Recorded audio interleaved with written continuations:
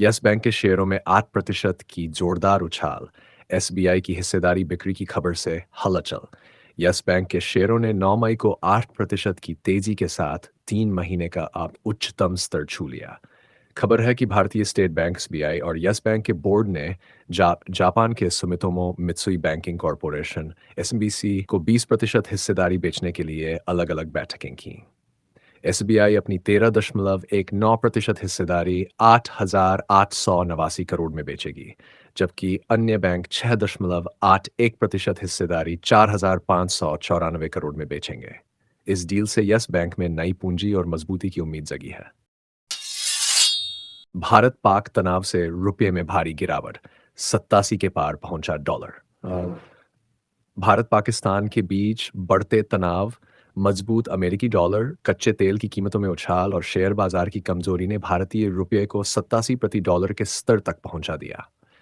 विशेषज्ञों का कहना है कि तनाव जारी रहा तो रुपये में और गिरावट आ सकती है और यूएसडी आईएनआर जोड़ा 86.50 का स्तर छू सकता है।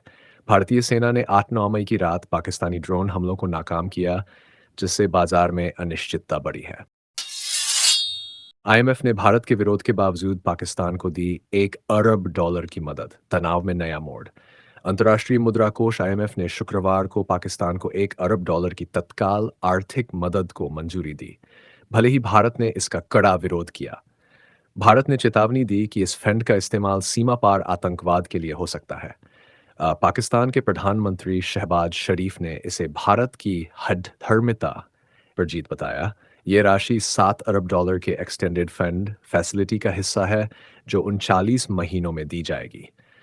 भारत ने वोटिंग में हिस्सा नहीं लिया और पाकिस्तान की सैन्य हस्तक्षेप और सुधारों में नाकामी पर सवाल उठाए। बजाज फाइनेंस का धमाका, 4:1 बोनस शेयर, 1:2 स्टॉक स्प्लिट और 56 रुपये डिविडेंड, शेयरों में उछाल। बजाज फाइनेंस ने 29 अप्रैल को अपने निवेशकों के लिए बड़ा ऐलान किया।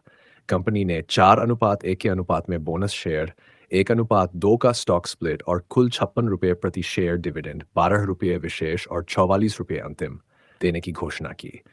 इस खबर से कंपनी के शेयरों में 3% तक की तेजी देखी गई, जो शुक्रवार को 8,868 रुपये पर पहुंच गए। मार्च 2025 तिमाही में कंपनी का मुनाफा 17% बढ़कर 4,480 करोड़ रुपए हो गया। बोनस और स्प्लिट की प्रक्रिया 27 जून 2025 तक पूरी होगी। बाजार में सुनहरा मौका, 30% गिरावट का जोखिम लें और लंबे समय के लिए निवेश करें। दीपक शेनॉय।